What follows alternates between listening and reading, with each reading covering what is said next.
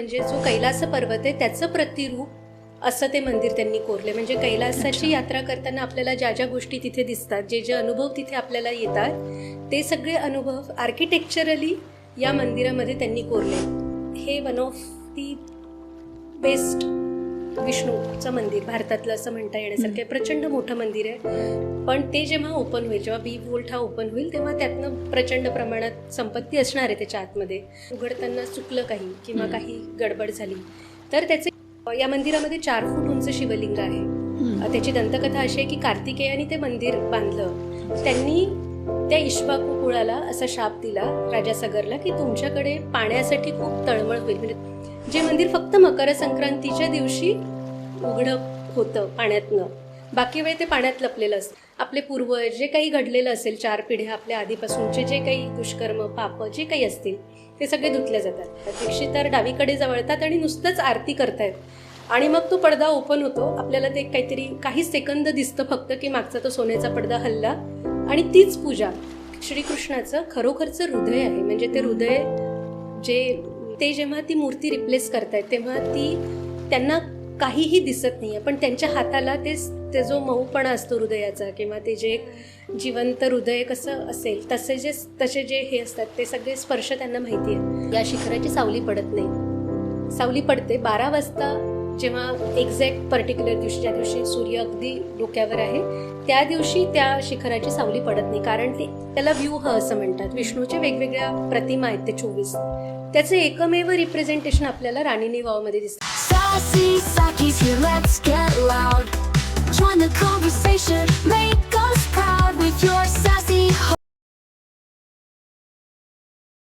नमस्कार, सॅसी सखीमध्ये आपलं पुन्हा एकदा स्वागत आहे.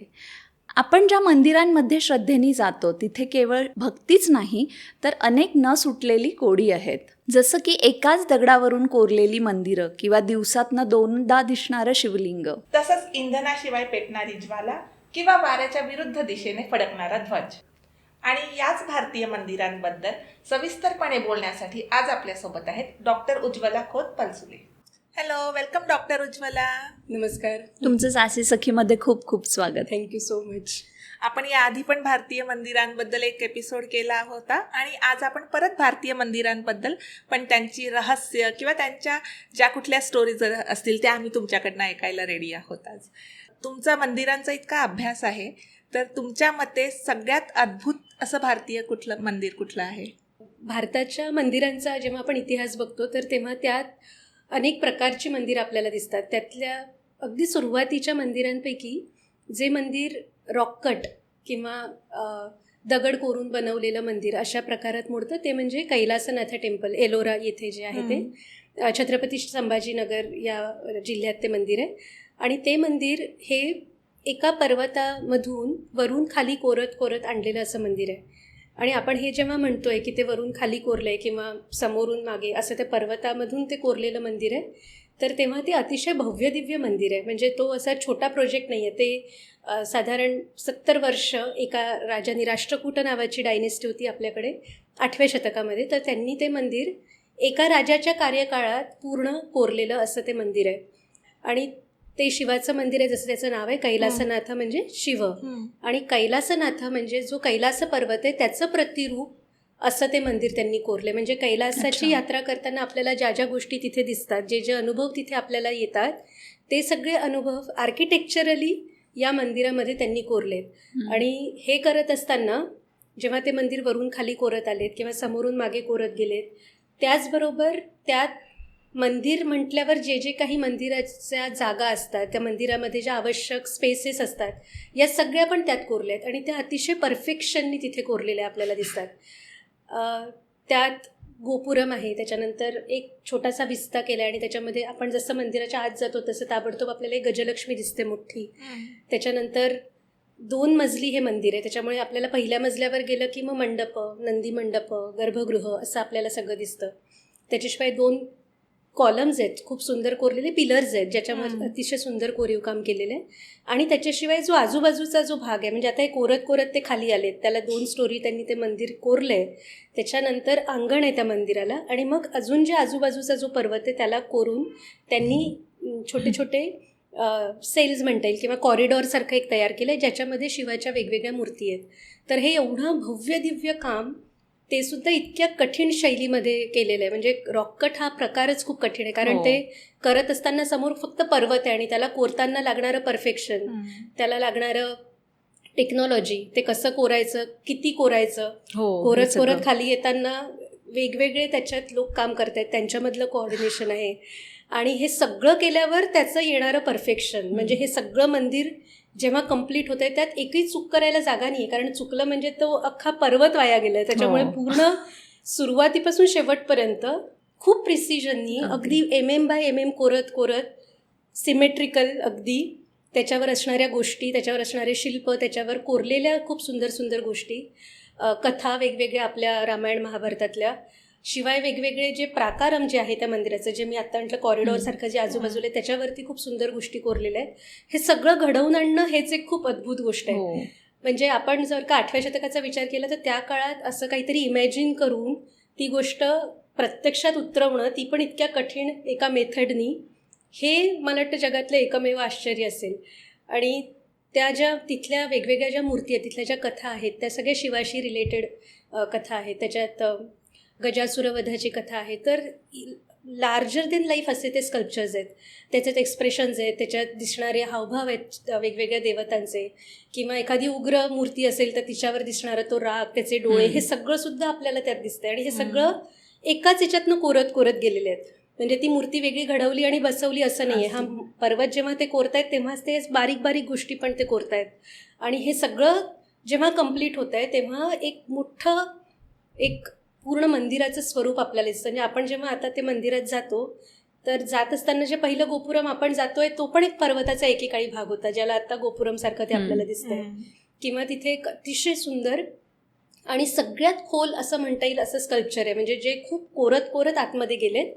तर मेन सरफेसपासून जवळपास 5 फूट आत असं ते पूर्ण स्कल्पचर आहे. आणि ते आहे रावणानुग्रहाचं स्कल्पचर, म्हणजे जिथे रावण कैलासाला हलवतोय आणि त्याचे सगळे हात आहेत ते वेगवेगळ्या प्लेनमध्ये कोरले आहेत. म्हणजे काही हात पुढे आहेत, काही थोडे मागे, काही थोडे मागे, असं करत तो कैलास पर्वत आपल्या हातावरती तोलून धरतोय किंवा हलवतोय. आणि त्याच्यावरती शिव आणि पार्वती आणि त्यांचे बाकीचे दासी गण हे सगळे घाबरलेत कारण पर्वत हलतोय, हे सगळे एक्सप्रेशन्स पण त्यात आहेत. तर अतिशय कठीण, अतिशय खूप इनोव्हेटिव्ह, खूप वेगळ्या प्रकारचं मंदिर, आणि भारतातलं किंवा जगात एकमेव असं मंदिर अशा प्रकारे केलेलं असं म्हणता येईल. त्याच्यामुळे जेव्हा मी सगळे मंदिरं बघितलीत भारतभर, जगभरातली, आय थिंक याच्यासारखं दुसरं मंदिर आपल्याला दिसूच शकत नाही. इतकं कठीण, इतकं सुंदर, इतकं सुबक. आणि ॲट द सेम टाईम त्या मंदिरामध्ये ज्या गोष्टी जिथे कोरल्या आहेत त्याचं पण एक खूप सिग्निफिकन्स आहे, त्याचं पण एक महत्त्व आहे. त्याच्यामुळे प्रत्येक गोष्ट विचार करून केली आहे आणि ती जितकी कठीण प्रकारे करता येईल आणि जितकी सुंदर दिसता येईल अशी ती गोष्ट आपल्याला तिथे दिसते. म्हणून ते अतिशय सुंदर मंदिर आहे, कैलास मंदिर, एलोरा येथील. आणि that too without modern engineering tools. म्हणजे बेस फक्त इमॅजिनेशन या गोष्टी वापरून अगदीच म्हणजे बारीक कोरत ते खाली आलेले असणार आहे. आणि त्याचा जो आपल्याला कळस दिसतो मंदिराचा, हा द्रविड शैलीचा कळस दिसतो. त्याच्यामुळे असं काहीतरी दक्षिण भारतात त्यांनी पाहिलंय किंवा तसं काहीतरी झालंय आणि मग ते इथे ते रॉककट पद्धतीने ते करतायत. म्हणजे ते कोरून ते काढतात आहेत, म्हणजे बांधत नाही आहेत ते चुकलं की आपण वीट बाजूला करू आणि परत करू असं नाही आहे ते. त्याच्यामुळे ते कोरत असताना खूप प्रिसाईज त्यांना कोरावं लागतंय ते सगळं काही. आणि त्याच्यावर असणारे हत्ती आहेत किंवा असे कार्फ केलेले सिंह आहेत शिखरावरती, नंदी आहेत, नंदी सिमेट्रिकल आहेत. तर हे सगळं काही अतिशय बघण्यासारखं आहे. आणि कैलासा टेम्पल हे नुसतं खालून बघण्याची गोष्ट नाही आहे, तुम्ही वरती जा पर्वतावर, तिथून पण बघा ती. असं अनेक ठिकाणून खूप वेगवेगळ्या गोष्टी आपल्याला त्यात दिसू शकतात. आणि प्रत्येक वेळी तुम्ही गेलात की वेगळं काहीतरी पण दिसेल किंवा वेगळं काहीतरी पण फील होईल असं ते मंदिर आहे. सो पद्मनाभ मंदिराचा जे बी वॉल्ट आहे त्याच्याबद्दल जो सुप्रीम कोर्टाने निर्णय दिला, सो त्यामागे सुरक्षा तंत्र आहे केवळ का काही प्रतिकात्मक कारणही आहे? पद्मनाभस्वामी जे केरळमधलं मंदिर आहे ते त्रावणकोर या भागात येतं आणि तिथले जे रॉयल फॅमिली आहे ते त्यांच्या कस्टडीत असणारं किंवा त्यांच्या ताब्यात असणारं ते मंदिर आहे.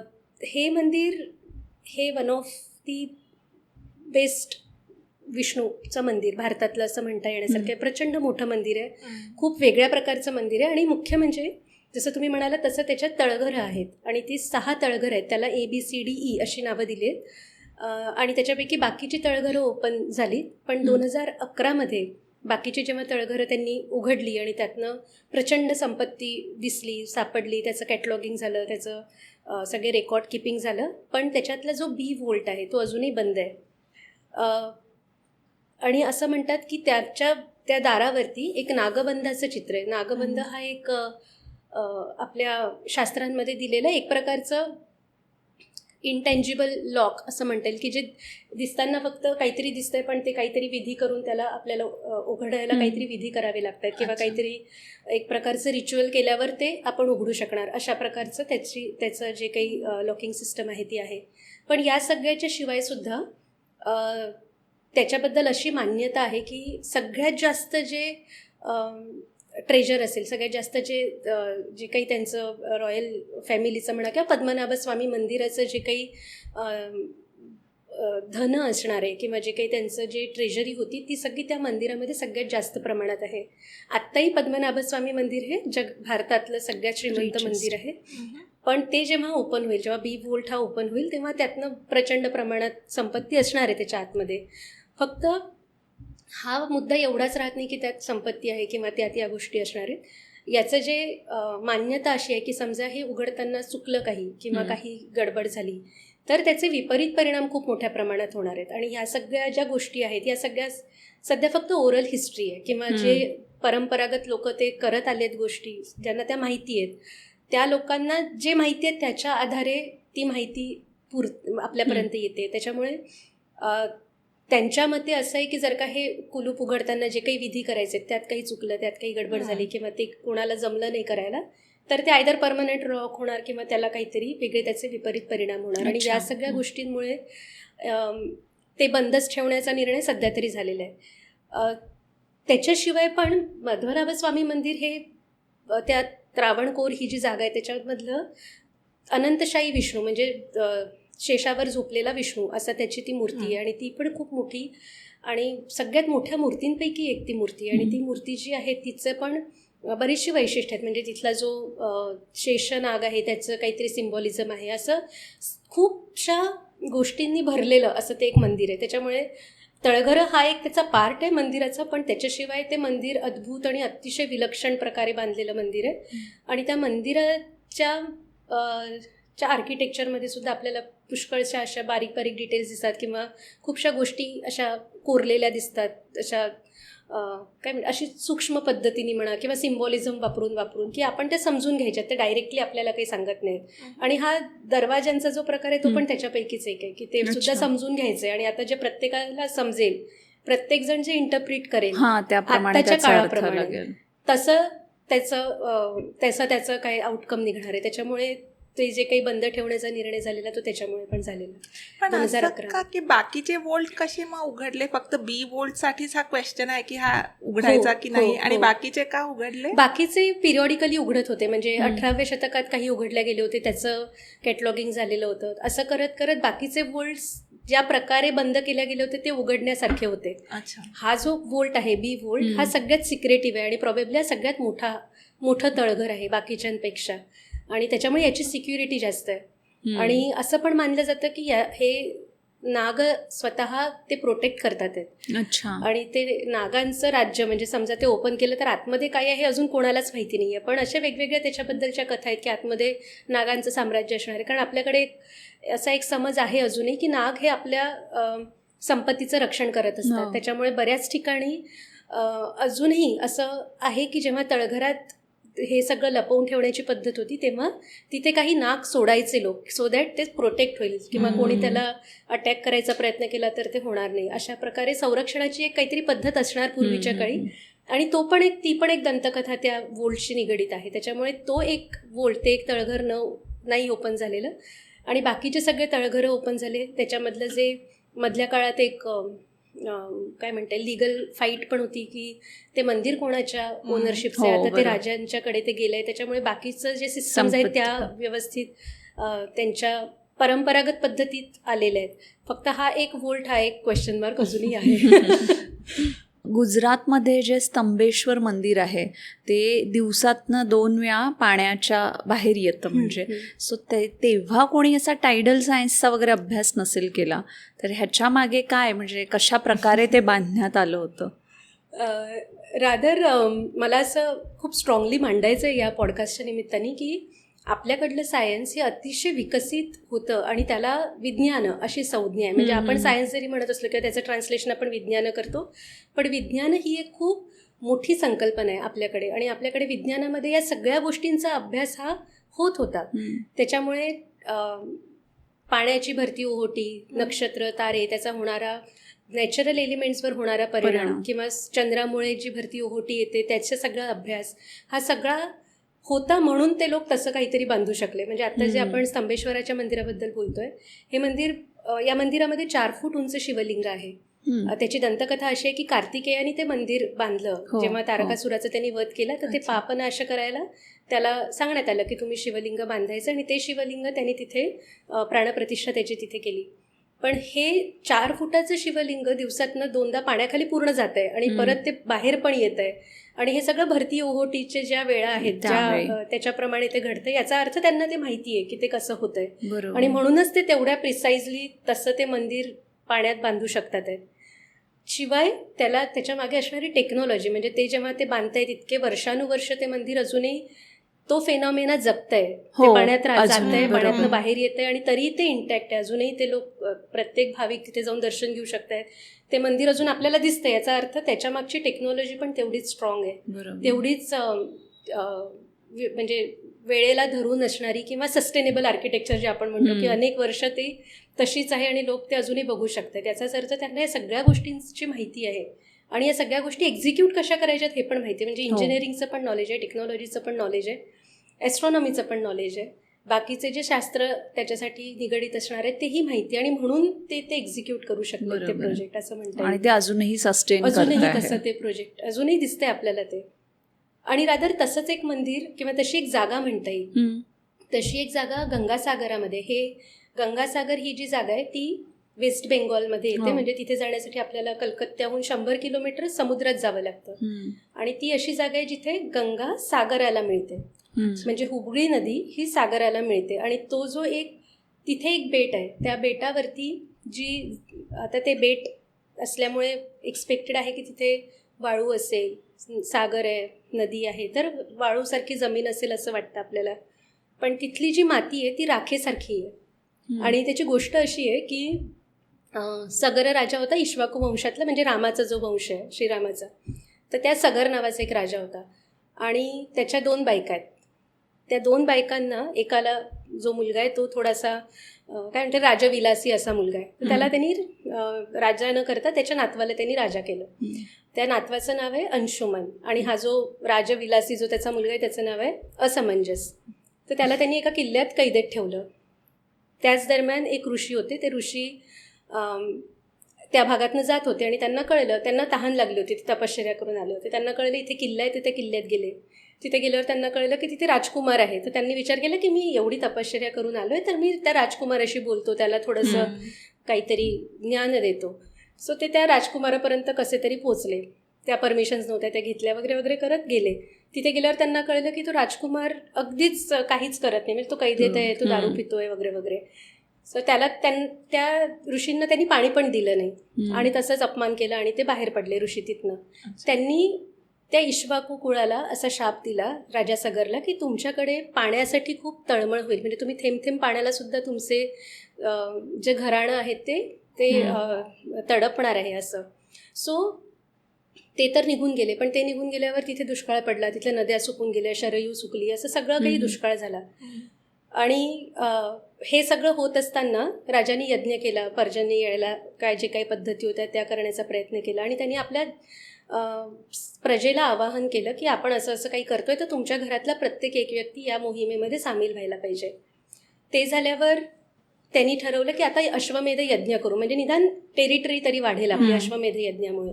तर त्यांनी तो घोडा सोडला अश्वमेधाचा आणि त्याचा प्रकार असा असतो की अश्वमेध यज्ञ जेव्हा होतो तेव्हा एक घोडा समोर समोर जात असतो, मागे सैन्य असतं आणि जो कोणी तो घोडा अडवेल त्याच्याशी युद्ध करायला लागतं आणि मग ते जिंकलं की तो घोडा पुढे जाणार, तो घोडा आपण जिंकून घ्यायचा परत. सो असं करत असताना हा त्याचा 100वा अश्वमेध यज्ञ होता. आणि इंद्राची ही खूप प्रसिद्ध ही आहे की तो इन्सिक्युअर होतो जेव्हा कोणी खूप तपश्चर्या करतं किंवा काही. सो इंद्र इन्सिक्युअर झाला. त्यांनी तो घोडा चोरून नेला आणि तो घोडा चोरून त्यांनी कपिल मुनींच्या आश्रमात नेला. आणि हे सगळं सैन्य त्याचा पाठलाग करत करत तिथपर्यंत पोचलं. आता ते इंद्रानी तो जो घोडा होता तो कपिल मुनींच्या आश्रमात नेऊन बांधला. आता हा जो आश्रम आहे हा कलकत्त्याच्या त्या बेटावर तो आश्रम आहे. आता हे सगळे लोक शोधत शोधत तिथपर्यंत गेले. त्यांना दिसलं की कपिल मुनी तपश्चर्या करत आहेत पण त्यांच्या शेजारी तो घोडा आहे.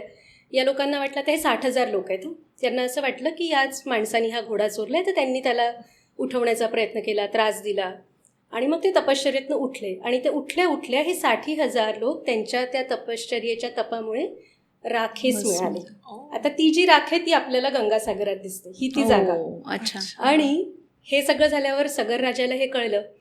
आता त्याचे जे हे सगळे 60,000 लोक आहेत त्यांच्या अस्थी तिथे पडलेल्या आहेत, त्यांना मुक्ती मिळालेली नाही.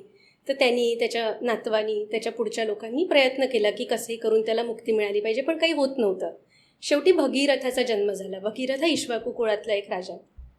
तर त्याला असं कळलं की जर का गंगेमध्ये जर का अस्थींचं विसर्जन झालं तर या लोकांना मुक्ती मिळू शकते. तर मग त्यांनी गंगेला पृथ्वीवर आणायचा प्रयत्न केला, कारण तेव्हा गंगा स्वर्गात आहे. गंगा पृथ्वीवर येईल तेव्हा त्यात अस्थि विसर्जन होऊ शकेल. त्याच्यामुळे त्यांनी खूप प्रयत्न केले. त्याला आपण भगीरथ प्रयत्न म्हणतो, कारण भगीरथासारखे प्रयत्न, अनेक वर्ष तपश्चर्या केली. खूप वर्षांनी गंगा तयार झाली की मी अवतरू शकते पृथ्वीवर. पण प्रॉब्लेम असा होता की गंगा जर आली पृथ्वीवर तर तिचा जो फोर्स आहे, तिचा जो ओघ आहे, त्याच्यामध्ये अख्खी पृथ्वी नष्ट होईल.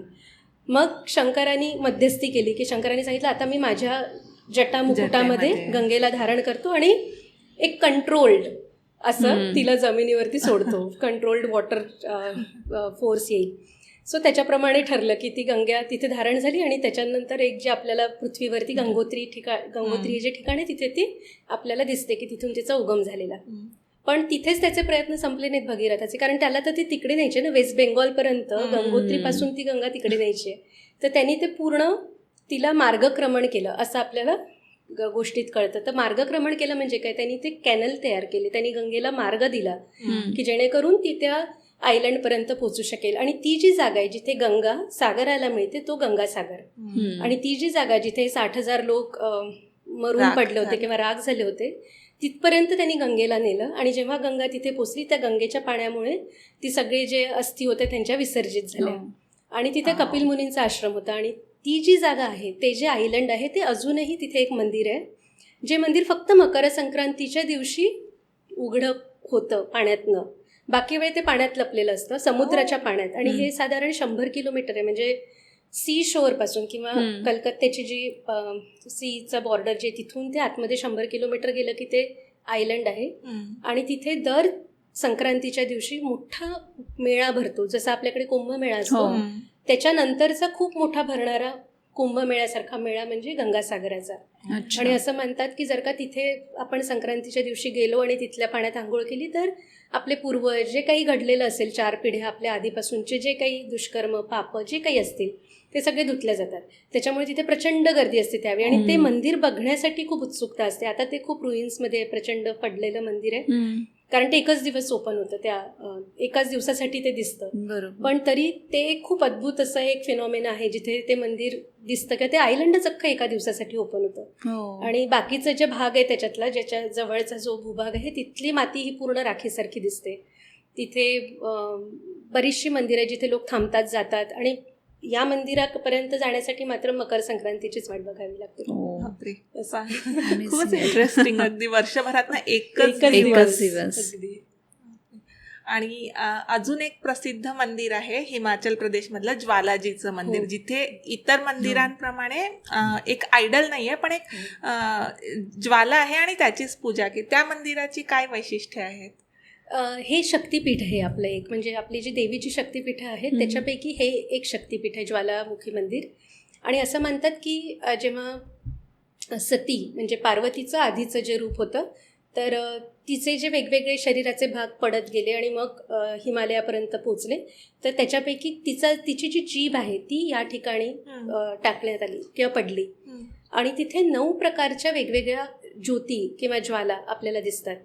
आणि या ज्या इथे कोणती मूर्ती नाही, जसं तुम्ही म्हणालात तसं तिथे जी काही पूजा होते ती त्या ज्वालेची होते आणि ती ज्वाला म्हणजेच सती आहे. आणि ती म्हणजे त्याचं रूप म्हणता येईल किंवा त्याचं एक जे प्रतिकात्मक रूप आहे की तीच देवी म्हणून तिची पूजा केली जाते. आणि तिथला जो एक राजा होता त्यांनी ते मंदिर 11व्या शतकात, आत्ताचं मंदिर जे दिसतं ते नवीन म्हणजे 11व्या शतकातलं मंदिर आहे ते, पण ती स्थान म्हणून आधीपासून प्रचलित असणार आहे. म्हणजे आपल्याकडे जी पद्धत आहे ती, आपल्याकडे मंदिरं तयार तिथे होतात जिथे काहीतरी स्थानं असतं. स्थानं म्हणजे जसं इथे आता आपली जी शक्तिपीठ आहेत ती काहीतरी स्थानं होती आणि मग वेगवेगळ्या राजांनी त्याचं महत्त्व ओळखून तिथे मंदिरं बांधली. तर त्याच्यापैकी हे एक मंदिर आहे जिथे ज्योतीची पूजा होते आणि त्या वेगवेगळ्या ज्योती आहेत. आणि नंतर मुघलांच्या काळामध्ये त्या विझवण्याचा पण प्रयत्न केला की ते मंदिरच नष्ट होईल, कारण ती ज्वाळा नसेल, ज्वाळा विझवणं खूप सोपं आहे, पाणी टाकलं की ती विझणार आहे. तर तसा प्रयत्न अकबरांनी केला होता की त्यांनी तिथे पाणी नेऊन ओतायला सुरुवात केली, एक कॅनल खोदला, त्यांनी पाणी टाकायचा प्रयत्न केला, पण ती विझल्याने गेली ती ज्योत.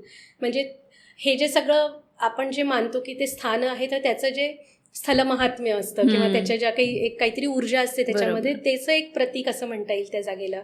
तर आपली सगळी शक्तिपीठं, आपले अशा वेगवेगळ्या गोष्टी आहेत, जसं 4 धाम आहेत किंवा शक्तिपीठं आहेत किंवा 12 ज्योतिर्लिंग आहेत आपली, ह्या सगळे हे स्थानं आहेत ज्याच्यात वेगळ्या प्रकारची एनर्जी, इतके वर्ष लोक जात आहेत, इतके वर्ष लोक तिथे तपश्चर्या करतायत, प्रार्थना करतायत, रिच्युअल्स होतात आहेत, कंटिन्युअस पूजा अर्चना होते आणि त्याच्यातनं एक वेगळी एनर्जी निर्माण होते. तर हे ज्वालामुखी मंदिर हे त्याच्यापैकी एक आहे असं म्हणता येईल आपल्याला.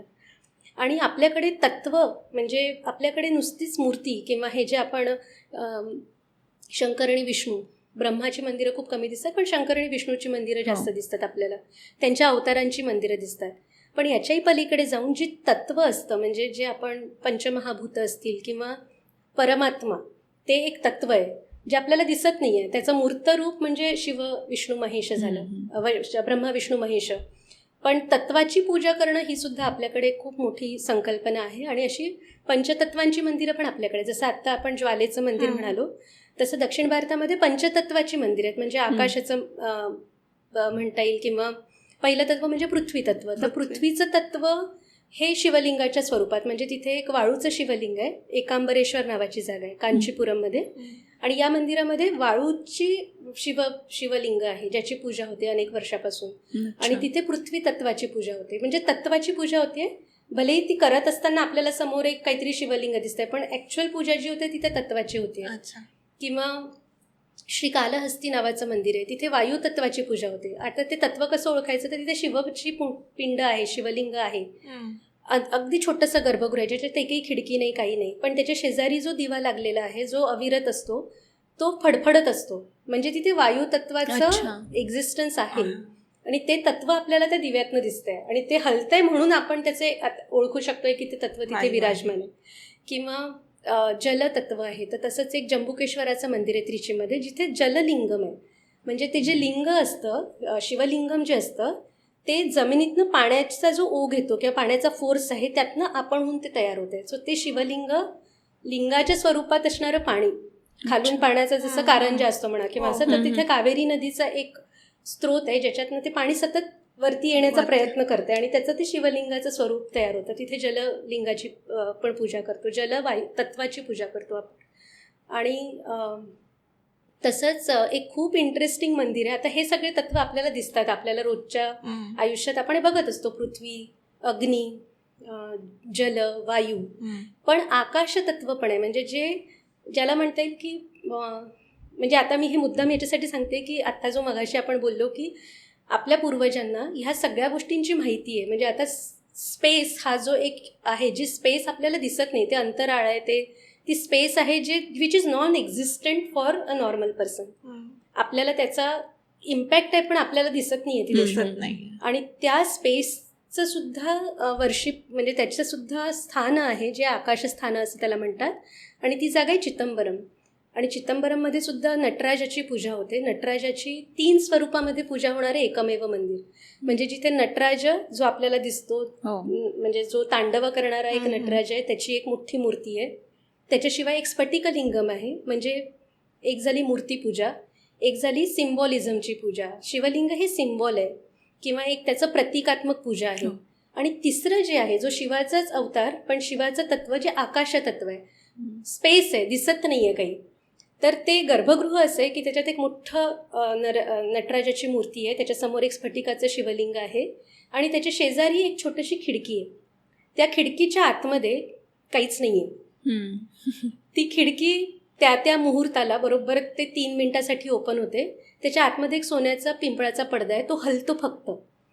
ती जी वेळ आहे ती वेळ म्हणजे स्पेस या तत्वाची पूजा करण्याची वेळ आहे. तर जेव्हा तिथे आरती होते गर्भगृहामध्ये, यावेळी जेव्हा आपण जनरली गर्भगृहात 5 वेळा आरती होते, तर ती आरती करत असताना आधी ते मूर्तीची आरती करतात, मग ते त्या शिवलिंगाची आरती होते, त्याचे अभिषेक वगैरे सगळं होतं, आरती होते आणि त्याच्यानंतर एका स्पेसची आरती होते, म्हणजे जिथे कोणीच नाही आहे पण हवेत आरती होताना आपल्याला दिसते. आणि हे समजून घेणं आत्ताच्या आपल्या लिमिटेड नॉलेजमध्ये खूप कठीण आहे. पण जेव्हा आपण विचार करतो की हे स्थान कधी निर्माण झालं माहिती नाही, असं म्हणतात की 10,000 वर्षाचा इतिहास त्या तत्वाच्या जागेला आहे. म्हणजे चिदंबरमचा इतिहास 10,000 वर्षाचा मानला जातो त्यांच्या पोथीप्रमाणे. आत्ताचं जे मंदिर आहे ते चोळ राजांच्या दरम्यान बांधलेलं आहे, म्हणजे 8व्या-9व्या शतकापासून ते आत्ताचं मंदिर आपल्याला दिसतं. त्याच्यात बरेच लोकांनी नंतर ॲड केलं. पण हे सगळं होत असताना स्पेस म्हणून पूजा करणं किंवा एखाद्या अंतरिक्षाची पूजा, त्याच्यात जे सगळं तत्व सामावलं आहे त्याचं सुद्धा पूजा करण्याची पद्धत आपल्याकडे त्या मंदिरात आहे. आणि जेव्हा आपण तिथे जातो तेव्हा पहिल्या याच्यात लक्षातच येणार नाही की आपण बघतो काय आहे, काय बघायचं आहे, किंवा दिसत तर काहीच नाही आहे. कारण आपल्याला सतत सवय असते काहीतरी आपल्या समोर असताना आपण पूजा करतोय, पण तिथे काहीच नाही आहे. त्याच्यामुळे एकदा नटराजाची पूजा झाली की जेव्हा ते जे पुजारी असतात त्यांना दीक्षितर असं म्हणतात, दीक्षितर डावीकडे जवळतात आणि नुसतंच आरती करतायत आणि मग तो पडदा ओपन होतो. आपल्याला ते काहीतरी काही सेकंद दिसतं फक्त की मागचा तो सोन्याचा पडदा हलला आणि तीच पूजा, तेच तत्व ज्याची आपण पूजा करतोय. आणि तो पडदा काय आपोआप हलतो, म्हणजे तो पडदा ते जेव्हा आपल्या समोर एक पडदा आहे, म्हणजे त्यांनी ती खिडकी झाकून ठेवली आहे, तर तो पडदा बाजूला होतो. तो पडदा बाजूला झाल्यावर मागच्या बाजूला पिंपळाच्या बेलाच्या पानांचे असे स्ट्रिंग्स आहेत, ते हलतात, ते चमकतात, म्हणून आपल्याला दिसतं की तिथे काहीतरी आहे. पण आपणही आता बघताना बघतोय पिंपळाची बेलाची पानं दिसत आहेत आपल्याला, पण बघण्याची किंवा अनुभवण्याची गोष्ट आहे ती त्याच्यामधली स्पेस. आणि या सगळ्या हा जो फेनॉमेना याला चिदंबरम रहस्य असं म्हणतात. आणि हे अतिशय अद्भुत गोष्ट आहे. म्हणजे पूर्ण जगात अशी एक गोष्ट असेल की जी नाहीच आहे त्याची पूजा होते, जे दिसतच नाहीये, पण ते कुठेतरी आहे, ते तत्व विराजमान आहे, आपल्या एक्झिस्टन्सचा महत्त्वाचा भाग आहे आणि त्याची पूजा होते. म्हणजे एक खूप सुपर नॅचरल गोष्ट म्हणता येईल की जी त्या नॉर्मल लेन्सनी आपण बघितलं तर आपल्याला कळणारच नाही की काय, पण काहीतरी वेगळं, काहीतरी खूप अद्भुत असं तिथे घडतंय. आणि ते कळण्यासाठी आपल्याला आपलं शास्त्र, आपलं पूर्वज काय करत होते हे माहिती हवं, तर आपण ते अनुभवू शकतो तिथे गेल्यावर. नाहीतर नुसतं हलताना दिसेल, आपण नमस्कार करू आणि आपण परत येऊ, असं होईल. त्याच्या मागची ही स्टोरी पण माहिती हवी जेव्हा आपण जातो तिकडे. किती महत्वाचं आहे आपल्यासाठी याचं. म्हणजे एकमेव मंदिर जिथे 3 स्वरूपात पूजा होतीये, मूर्त स्वरूप, अमूर्त स्वरूप आणि प्रतिकात्मक स्वरूप. मूर्त म्हणजे नटराज, प्रतिकात्मक म्हणजे शिवलिंग आणि अमूर्त म्हणजे निर्गुण निराकाराचं स्वरूप, त्याची पूजा तिथे होते. पुरीमधल्या जगन्नाथ मंदिरांच्या रहस्यांबद्दल काय सांगाल? मला असं वाटतं पुरीचं जे जगन्नाथ मंदिर आहे त्यात अनेक रहस्य दडलेली आहेत. आणि ही तर काही माहिती असणारी, लोकांच्या अनुभवात येणारी आहे, ज्याच्यापैकी एक खूप प्रसिद्ध असं आता बरंच रीलमधून वगैरे सगळ्यांना माहिती असणारं की त्याचा जो ध्वज असतो, म्हणजे मंदिराचं जे शिखर असतं त्याच्यावरती विष्णूचं चक्र आहे आणि त्याच्यावरती ध्वज आहे. तो जो ध्वज आहे तो वाऱ्याच्या विरुद्ध दिशेला फडकत असतो कायम. म्हणजे वाऱ्याची जी दिशा असेल, साधारण असं मानलं जातं की जेव्हा दिवसा हे पुरीचं जे मंदिर आहे ते अगदी समुद्राच्या किनाऱ्यावर आहे. म्हणजे मंदिरातनं बाहेर निघालं की समुद्र दिसतो आपल्याला, इतकं त्या समुद्राला लागून असणारं मंदिर आहे. तर समुद्र किनाऱ्यावरचं वारं जे असतं ते कायम दिवसा समुद्राकडून जमिनीकडे असतं आणि रात्रीच्या वेळी जमिनीकडून समुद्राकडे जाणारं वारं असं मानलं जातं. आता दिवसा याचा जो ध्वज असतो तो एक्झॅक्टली ज्या दिशेला वारा येतो त्याच्या विरुद्ध दिशेला फडकत असतो, किंवा दुसऱ्या दिशेला जाईल, पण तो वाऱ्याच्या दिशेला कधीच फडकत नाही. ही एक गोष्ट आहे. दुसरं म्हणजे हे जे मी आत्ता तुम्हाला बिलीफ सांगितलं की दिवसा समुद्राचं वारं हे समुद्राकडून जमिनीकडे येतं किंवा रात्री उलटं जातं, इथे एक्झॅक्टली उलटं घडतं. इथे जेव्हा दिवसा समुद्राकडे वारं जातं आणि रात्री उलटं वारं येतं. त्याच्याशिवाय तिथला एक खूप इंटरेस्टिंग अशी गोष्ट आहे की इतक्या जवळ समुद्र आहे आणि अगदी त्याच्या शेजारी मंदिर आहे. त्याच्यामुळे बाहेर जेव्हा आपण असतो आपल्याला समुद्राच्या लाटांचा आवाज येत असतो, घोंगावणारा तो वाऱ्याचा आवाज येत असतो. पण जसं तुम्ही पहिल्या त्याच्या सिंहद्वारातनं आत जाता आणि त्याचे प्रकार आहे परत, म्हणजे आतमध्ये गेल्यावर एक अंगण आहे त्याला, आणि मग आपण मंदिराच्या आत जातो एक एक एक एक क्रॉस करत करत. आपण त्या सिंहद्वारावर गेलो आणि आपण आत पाऊल ठेवलं की त्या समुद्राचा आवाज येणं पूर्ण बंद होतं. त्याच्यामुळे आतमध्ये नीरव शांतता असते. समजा लोकांची गर्दी नसेल तर तुम्हाला समुद्राचा आवाज येणारच नाही, इतकं शांत आतमध्ये असतं. त्याच्याशिवाय एक अजून खूप इंटरेस्टिंग गोष्ट त्याच्यासाठी ही आहे त्या मंदिराची, की तिथे होणारा जो तयार होणारा जो भोग असतो, भोग म्हणजे प्रसाद, तर भोग मंडपम आहे किंवा त्यांचं स्वयंपाकघर आहे, तर त्यात दररोज ते लोक एकच प्रमाणामध्ये पूर्ण प्रसाद तयार करतात. पण त्या मंदिरात किती पण प्रसाद वाटो, 2000 लोक जाऊत, 2 लाख लोक जाऊत, पण तो प्रसाद कधीच कमी पडत नाही किंवा उरत पण नाही. म्हणजे त्याच प्रमाणात करतात, पण तो कितीही लोकांना पुरतो. आणि हे आता अनेक म्हणजे हजारो वर्षांपासूनची ती परंपरा आपल्याला दिसते त्यांची.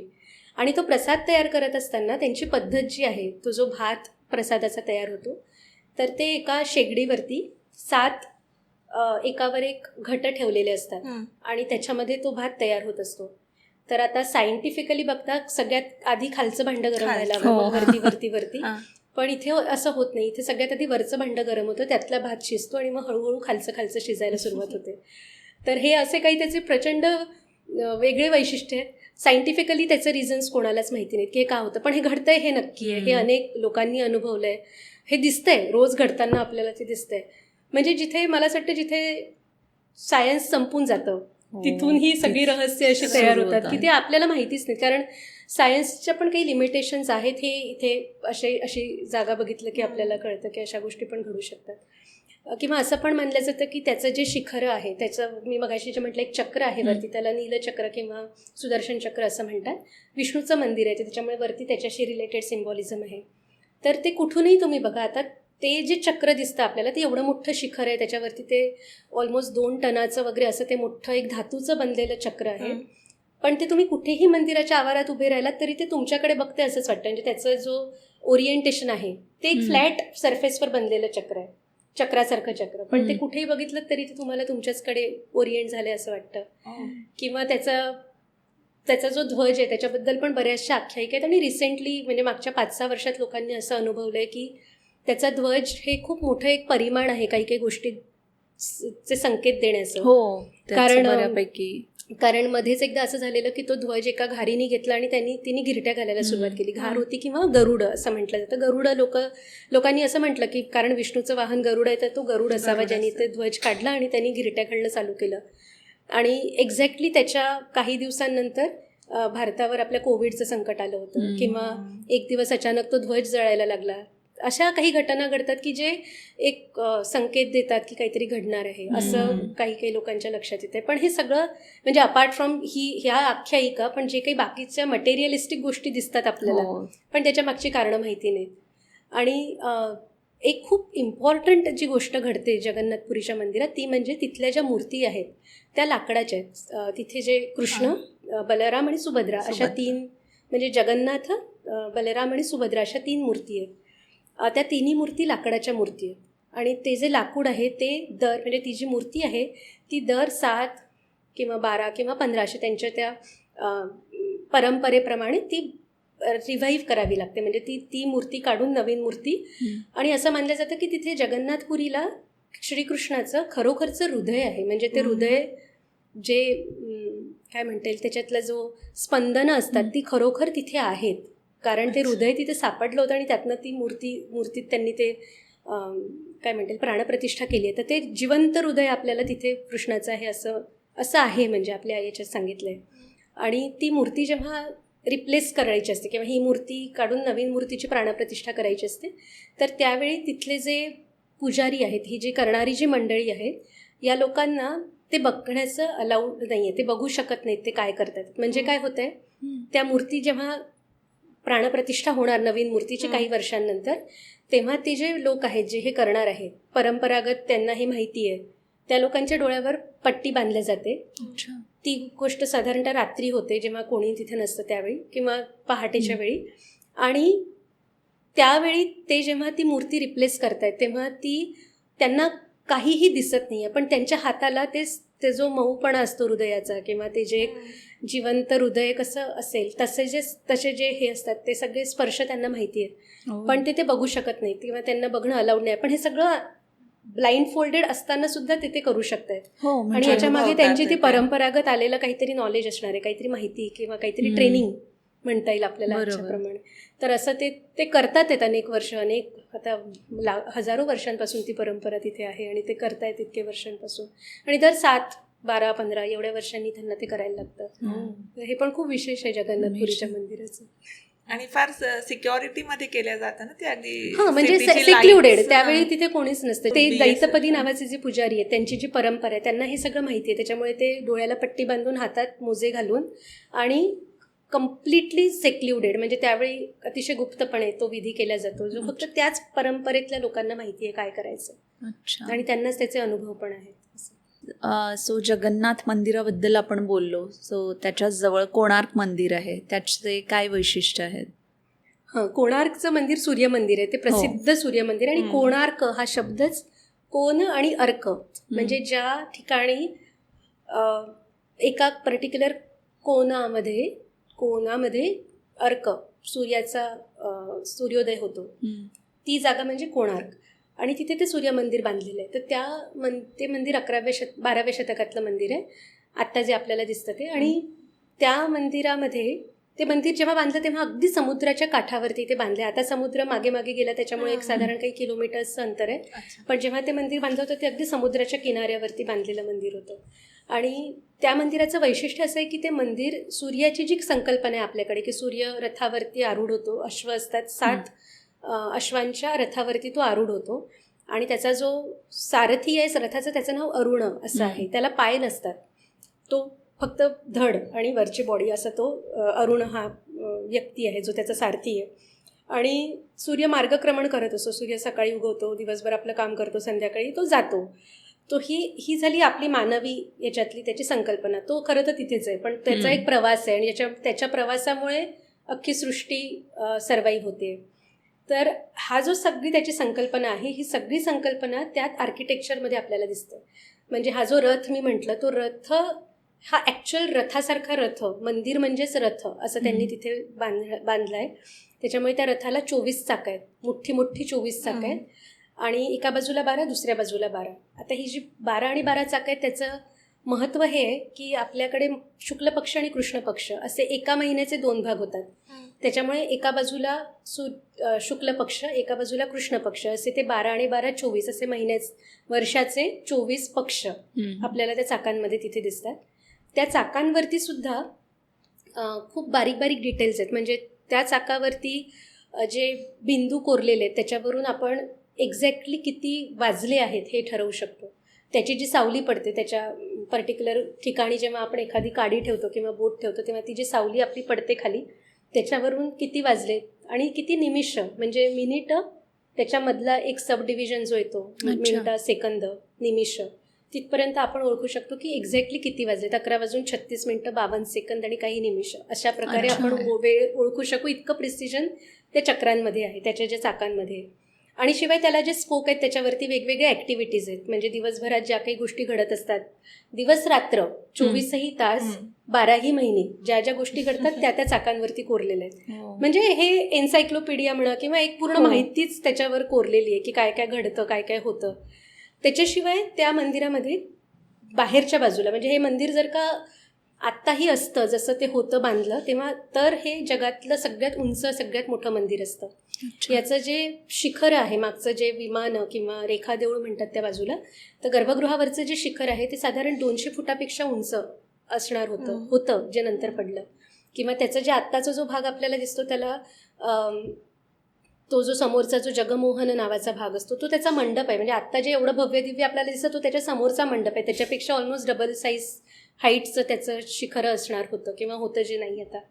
तर त्याच्या शिखरात गर्भगृहाच्या बाजूला जी भिंत असते त्याच्या 3 बाजूला सूर्याच्या प्रतिमा कोरलेल्या आहेत आणि या ग्रेनाईटमधल्या आहेत. बाकीचं मंदिर हे सँडस्टोन बासाल्ट असं आहे, पण ते जे सूर्याच्या ज्या प्रतिमा आहेत त्या पण लाईफ साईज आहेत, म्हणजे माणसापेक्षाही थोड्याशा मोठ्या अशा त्या प्रतिमा आहेत.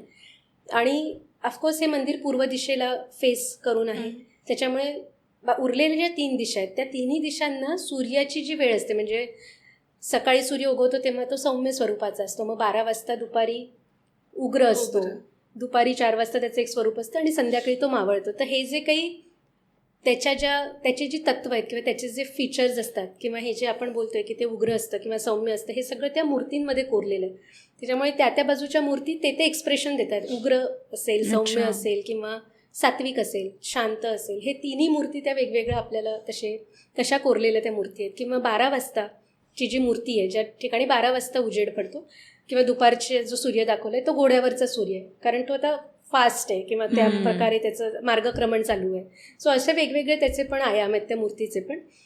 आणि सगळ्यात इंटरेस्टिंग गोष्ट त्या मंदिराची ही आहे की त्या मंदिरामध्ये जी आतमध्ये मूर्ती होती, जी सूर्याची प्रतिमा होती, ती तरंगती प्रतिमा होती. म्हणजे गर्भगृहामध्ये साधारण आपल्याकडे पद्धत अशी आहे की एक पीठ असतं, म्हणजे एक चबुत्रा असतो, एक छोटंसं स्टेज असतं, त्याच्यावरती मूर्ती ठेवल्या जाते आणि त्याला एक जॉईनरीचा प्रकार असतो की ती मूर्ती त्याच्यात फिक्स होते. या मंदिराचं वैशिष्ट्य असं आहे की इथली जी मूर्ती होती सूर्याची, ती तरंगती मूर्ती होती. त्याला पीठ नव्हतं खाली, ती तरंगणारी मूर्ती होती. आणि हे जे तरंगणारं जे काही टेक्नॉलॉजी आहे ती अचीव करण्यासाठी म्हणून त्या मंदिराच्या गर्भगृहाचे जे बीम्स होते त्याला काही पर्टिक्युलर प्रकारे ट्रीट केलं गेलं होतं. तर असं म्हणतात की ते जे होते त्याला काउंटर बॅलेन्स करायला, हे जे मॅग्नेट आहे त्याला काउंटर बॅलेन्स करायला जे मॅग्नेट्स लागतात ते त्या बीममध्ये होते. तर आयन आणि मॅग्नेट अशा 2 गोष्टींचा वापर करून त्या मूर्तीला तरंगत ठेवलेलं. आणि ही मूर्ती तरंगती आहे असे आपल्याकडे बरेचशा गोष्टी, आख्यायिका तर आहेतच किंवा लोकली आपल्याला हे माहिती आहे ओरल हिस्ट्रीमधून पण असं एक पुरावा आपल्याला त्याचा म्हणजे हे प्रूव्ह करण्यासाठी म्हणा किंवा हे असं असणार याचं खात्री असण्यासाठी असं आहे की पोर्तुगीजांची जहाजं त्या बाजूनी यायची. म्हणजे हा सगळा आपला कोस्टल भाग आहे, म्हणजे कलिंगा, खाली नागपट्टणम, तमिळनाडू, हा जो सगळा भाग आहे हा आपला कायमच ट्रेडसाठी प्रसिद्ध आहे. त्याच्यामुळे इकडनं साऊथ ईस्ट एशियाला कनेक्ट होण्याची ते खूप महत्त्वाचे आपले पोर्ट्स होते किंवा सागर किनारा महत्त्वाचा होता. त्या बाजूनी पोर्तुगीजांची बरीचशी जहाजं कलिंगाच्या समुद्रकिनाऱ्यावर यायची. तर त्यावेळी त्यांच्या असं लक्षात आलं की त्या ठिकाणी आल्यावर त्यांचा कंपास काम करत नाहीये. आणि मग जेव्हा त्यांना कळलं की नक्की कशामुळे होते, तर या मंदिरातली जे मॅग्नेट्स होते ते इतके पॉवरफुल होते की त्यांचे नावा तिथपर्यंत आले. ती जहाजं जी असायची म्हणजे व्यापारी जहाजं तिथपर्यंत आली की ते सिग्नल न मिळाल्यामुळे डिसओरिएंट व्हायची किंवा त्यांना समुद्रकिनारा दिसतोय पण लँड होता येत नाही, असे प्रॉब्लेम्स व्हायचे. सो इव्हेंच्युअली असं ठरवलं त्यांनी की ते मॅग्नेट काढायचं, कारण त्यांचे शिप्सना डिसओरिएंटेशन होत आहे, आणि त्यांनी ते काढायचा प्रयत्न केला असं एक आपल्याला एक दिसतं. त्याच्याशिवाय दुसरं आपल्याला ब्रिटिशांच्या रेकॉर्डमध्ये असं दिसतं की त्यांनी तो प्रयत्न केला की हे नक्की केलं कसे हे बघण्यासाठी त्यांनी ते डिसमेंटल केलं आणि मग ते परत रिइन्स्टॉल नाही करता आलं. आणि त्या सगळ्या प्रकारामध्ये ते जे मेन जो गर्भगृहाच्या वरचं शिखर होतं ते पूर्ण कोलॅप्स झालं. आणि आत्तासुद्धा म्हणजे आत्ता रादर मागच्या वर्षी त्यांनी पहिल्यांदा ASIने ते गर्भगृह क्लिअर केलं आणि त्यातनं सगळा मलबा वगैरे बाहेर काढला. पण इतकी वर्ष, जवळपास 150 वर्ष ते मंदिर कोलॅप्स्ड स्थितीत होतं, कारण ते जेव्हा कोसळलं तेव्हा त्याच्यानंतर काहीच करण्यासारखंच नव्हतं, कारण ते अख्खं त्या इम्बॅलेन्समुळे ते पूर्ण शिखरं कोसळलं. पण तिथे शिखरं होतं, काही प्रमाणात तुटकं फुटकं तरी होतं. हे आपल्याला काही फर्ग्युसननी चित्र काढून ठेवली आहेत 1890, 1875 ते 90च्या काळामध्ये. तर त्या काळी त्यांनी शिखरं स्केचेस काढताना त्यात शिखरं होतं पार्शली डिसमेंटल्ड असं काहीतरी, किंवा तुटकं फुटकं शिखरं तरी होतं हे दिसतं. त्याच्यामुळे शिखरं होतं, अतिशय उंच होतं, हे सगळं आपल्याला माहिती आहे. आणि या स्टोरीजवरून हे पण कळतं की आतली मूर्ती अतिशय वेगळ्या प्रकारची असणार आहे. ती मूर्ती कुठे ते पण आपल्याला माहिती नाही आता, आणि बाकीचं जे सिस्टम त्यांनी केलेली होती ती कशी होती ते सुद्धा माहिती नाही. पण एक अजून त्याच्या मागची गोष्ट अशी आहे की 17व्या शतकामध्ये तिथल्या राजांनी सगळी मंदिरं डॉक्युमेंट केली. तर ती डॉक्युमेंटेशनचा प्रकार त्यांचा त्या काळातला आपला जो भारतीय पद्धतीने डॉक्युमेंट केलेली, त्यात सुद्धा त्या मंदिराबद्दलच्या विशेषता आपल्याला त्यांनी डॉक्युमेंट केलेल्या दिसतात. चित्र स्वरूपात आहेत त्या, पण असं काहीतरी तिथे होतं हे डॉक्युमेंटेड आपल्याला दिसतं. त्याच्यामुळे कोणार्कचं मंदिर म्हणजे आता ते एक्झिस्ट करत नाही म्हणून ते अद्भुत म्हणता येत नाही. जसं पहिला प्रश्न होता की अद्भुत सगळ्यात कोणतं असेल, तर ते असतं, तर त्याच्याशिवाय त्याच्यासारखं अद्वितीय दुसरं काही नसतंच. म्हणजे इतकं सुंदर, इतकं सुरेख, इतकं आणि संकल्पनाच किती छान आहे की तरंगती मूर्ती आणि हे सगळं. आणि त्याच्यातलं दडणारं सिम्बॉलिझम म्हणजे ते आपल्यापर्यंत तर आलंच नाही, पण हो. जेव्हा त्यांनी बांधलं असेल त्याच्या मागचा विचार काय असणार आहे त्यांचा, ते करण्यामागे काय त्यांची संकल्पना होती. म्हणजे आपल्याकडे कोणतीही गोष्ट नुसती आपल्यासमोर आणून देत नाहीत आपले पूर्वज. जर का तुम्ही बघाल तर ते आपल्याला समजून घ्यायचं असतं किंवा ते हो. इनडायरेक्टली खूप विचार करून काहीतरी त्यातनं एकाच गोष्टीचे 10 अर्थ निघतात आणि प्रत्येकजण आपापला अर्थ त्यातला घेतो. तर त्यात सुद्धा काहीतरी अर्थ दडलेला असणार जो आपल्यापर्यंत पोचलाच नाही, कारण या पोचलाच सगळ्या नाही. मधल्या काळात बरंच आपल्यापासून लांब गेलं सगळं. त्यानंतर लेपाक्षी मंदिर आहे जिकडे हवेत लटकणारा खांब आहे, त्याच्याबद्दल काय सांगणार का? ते लोड डिस्ट्रीब्युशन वगैरेचा त्यांनी काही अभ्यास असेल का त्यांचा? हो, नक्की. आणि ते मंदिर, लेपाक्षी मंदिर जे आहे ते आंध्र प्रदेशामध्ये, ते विजयनगर डायनेस्टीच्या काळातलं. त्या विजयनगर यांचा प्रमुख भाग म्हणजे हम्पी, जो सगळ्यांना माहिती आहे. विजयनगर डायनेस्टी, हम्पी ही त्यांची राजधानी, आत्ताचं जे आपल्याला दिसतं हम्पी ते. तर विजयनगरच्या काळामध्ये कृष्णदेवराय किंवा अच्युतराय हे जे राजे होते, यांचे जे वेगवेगळे गव्हर्नर्स होते, यांनी बरीचशी मंदिरं बांधलीत किंवा रिनोव्हेट केली. तर लेपाक्षी हे त्याच्यापैकी एक मंदिर आहे जे त्यांच्या गव्हर्नर्सनी बांधलेलं मंदिर आहे. आणि या मंदिरामध्ये जो मंडप आहे त्याला 70 कॉलम्स आहेत. आणि त्या 70 पैकी हा एक जो कॉलम आहे, जो तरंगता कॉलम आहे, त्याच्या खाली एक छोटीशी गॅप आहे ज्याच्यातनं कापड वगैरे जाऊ शकतं वगैरे असलं. पण ऑफकोर्स ते जे लोड डिस्ट्रीब्युशन, आता ही जी सगळी मंदिरं आपल्याला भारतभरातली जी ऐतिहासिक मंदिरं दिसतात, ही सगळी मंदिरं लोड बिअरिंग या टेक्निकनी बांधलेली आहेत. म्हणजे लोड हे वरून खाली खाली खाली ट्रान्सफर होत जातं आणि मग ते जमिनीत जातं. म्हणजे आत्ताच्यासारखं बीम आणि कॉलम किंवा RCC असं ते स्ट्रक्चर नाही आहे, किंवा बीम आणि कॉलम करून मध्ये इन्फिल जशा भिंती बनतात तसं नाही. भिंतसुद्धा लोड घेते, कॉलमसुद्धा लोड घेते. तर हे जे सगळे मोठे मोठे गोपुरम दिसतात आपल्याला, त्याचं सगळं लोड खाली ट्रान्सफर होतं त्याच्या भिंतींवरती आणि मग ते जमिनीत ट्रान्सफर होतं. तर तसंच जेव्हा आपण लेपाक्षीचं मंदिर बघतो तेव्हा तो एकमेव कॉलम आहे जो साधारण तरंगता आपल्याला दिसतो आणि बाकी सगळे कॉलम्स नॉर्मल जमिनीला टेकलेले आहेत. त्याच्यामुळे 70 कॉलमचा जेव्हा आपण एक कॉरिडॉर म्हणा किंवा एक मंडप बघतो तेव्हा तो एकच कॉलम स्लाइटली लिफ्टेड आहे. म्हणजे जेव्हा हे जेव्हा करतायत तेव्हा त्याचं येणारं जे लोड आहे ते त्याच्यावर लोड येत नाहीये, ते लोड कुठेतरी दुसरीकडे डिस्ट्रीब्यूट होत आहे. म्हणजे नुसतंच व्हर्टिकल डिस्ट्रीब्युशन जे आपल्याला जनरली लोड बेअरिंगमध्ये व्हर्टिकल डिस्ट्रीब्युशन आहे, आणि या ज्या सिस्टम्स आपल्याला मॉडर्न असतात त्याच्यात हॉरिझॉन्टली पण आपण डिस्ट्रीब्यूट करू शकतो. पण त्या काळामध्ये त्यांना हे माहिती आहे की हे लोड याच्यावरनं येतं, कुठेतरी ट्रान्सफर कसं करायचं आहे. आणि माझं वैयक्तिक असं मत आहे की प्रॉबेबली हा काहीतरी एखाद्या प्रयोगाचा भाग असणार आहे, कारण एकच करण्याचा प्रयत्न केलाय त्यांनी तो एवढ्या पूर्ण मंडपामध्ये. आणि असं आपल्याला अजून दुसरीकडे दिसत नाही. माझ्या तरी माहितीत अजून दुसरीकडे तरंगता कॉलम किंवा जमिनीला न टेकणारा कॉलम असं नाहीये. त्याच्यामुळे ही एक कुठेतरी बऱ्याचशा गोष्टी ज्या ते एक्सपेरिमेंट करतात त्याच्यातला एखादा एक्सपेरिमेंट असा असू शकेल असं मला वाटतं. जसं आता हे लेपाक्षीचं मंदिर आहे जिथे आपल्याला लोड बेअरिंगचा एक प्रकार दिसतो केलेला, तसंच एक मंदिर दुसरं जे वैशिष्ट्यपूर्ण मंदिर आहे ते बृहदेश्वर मंदिर आहे, जे तंजावूरला आहे. ते मंदिर भारतातलं सगळ्यात उंच मंदिर आहे. म्हणजे आता कारण कोणार्क अस्तित्वात नाही, सो बृहदेश्वराचं मंदिर हे सगळ्यात उंच मंदिर भारतातलं आहे, ज्याचं विमान म्हणजे शिखर सगळ्यात उंच, ते 65 मीटर उंच असं ते विमान आहे. आणि या मंदिराचं वैशिष्ट्य असं आहे की याचा जो विमानाचा जो भाग आहे म्हणजे शिखर वरती वरती जात जातं आणि मग त्याच्यावरती एक स्टोन लागतो ज्याला स्तूपी असं म्हणतात. हा स्तूपीचा जो दगड आहे तो एकसंध दगड 80 टनाचा हा त्याच्यावरती बसवलाय. आणि जसं मी मगाशी म्हटलं तसं हे लोड बिअरिंग स्ट्रक्चर आहे पूर्णपणे. आतून पोकळ आहे, बाहेरून त्याला म्हणजे त्याला विटांनी बांधले, त्याच्यावरती हे सगळ्या स्टोनचं क्लॅडिंग करत करत ते वरती गेलेत. आणि हा ग्रेनाईट दगड आहे, म्हणजे तसाही तो टफ हेवी असा दगड, आणि त्याच्यावरती तर एवढा मोठा 80 टनाचा दगड एक ठेवला गेला आहे. आणि हे सगळं वजन कॅल्क्युलेट होतं खाली येत आहे.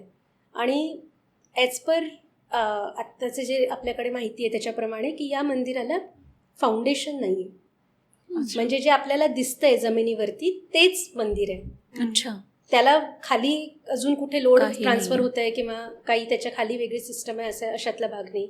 जनरली आपल्याला जी ऐतिहासिक मंदिरं आहेत आपल्याकडे साधारण 10व्या-11व्या शतकाच्या नंतरची या भागातली, तर तिथे एक जमिनीमध्ये मंदिर बनवण्याआधी एक फ्रेमवर्क बनवलं जायचं ज्याच्यामध्ये वाळू भरली जायची आणि मग त्याच्यावरती स्टोनच्या स्लॅब्स ठेवून मग हळूहळू एक एक लेअर वरती चढवले जायची, ज्याच्यामुळे जे अलाइनमेंट आहे मंदिराचं, लोड ट्रान्सफरसाठी अलाइनमेंट खूप इम्पॉर्टंट गोष्ट आहे. तर ते लोड ट्रान्सफर होण्यासाठी जे अलाइनमेंट लागतं, प्रत्येक दगड काही सारखा कापल्या नाही जाणार, त्याच्यामुळे जेव्हा तो ठेवला तेव्हा त्याला टकटक टकटक करून थोडासा अलाइन केला, ही जी कन्स्ट्रक्शनची पद्धत असते. तर ते होण्यासाठी खाली वाळू, सो दॅट ते चेंज होऊ शकेल.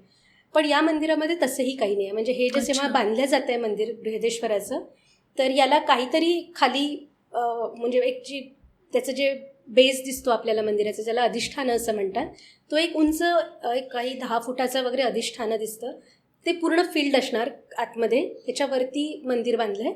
पण आतमध्ये जमिनीच्या आत काही असण्याचं काहीच आपल्याला माहिती नाही त्याच्याबद्दल. त्याच्यामुळे जे दिसतंय तेच मंदिर. आणि हा जो 80 टनाचा जो दगड आहे, याचं लोड खालच्या शिखरावर येत आहे, जे आतून पूर्ण पोकळ आहे.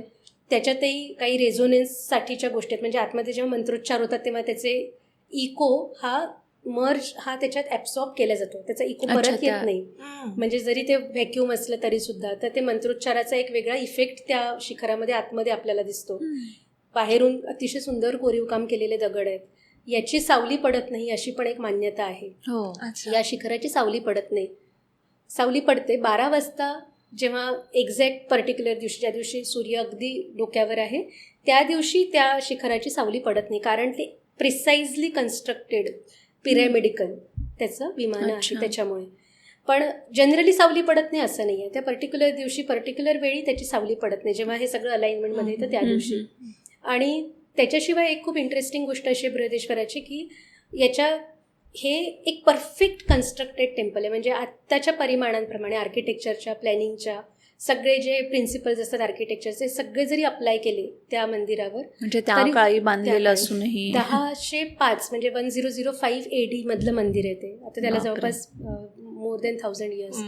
आणि तरीही ते मंदिर अजूनही तसंच आहे जसं ते बांधलं गेलं होतं. तर ते प्रिसाईज रेक्टँगलमध्ये बांधलेलं मंदिर आहे. त्याचं जे कंपाऊंड आहे, ज्याला प्राकारम असं म्हणतात, प्रहार एक्झॅक्टली रेक्टँगल आहे. त्याच्या पहिला जो स्क्वेअर तयार होईल, रेक्टँगलला अर्ध कापलं तर, त्या पहिल्या स्क्वेअरच्या सेंटरला गर्भगृह आहे. ते सुद्धा प्रिसाईज स्क्वेअर, त्याचे ते प्रिसिजन अतिशय बघण्यासारखं आहे त्या मंदिराचं.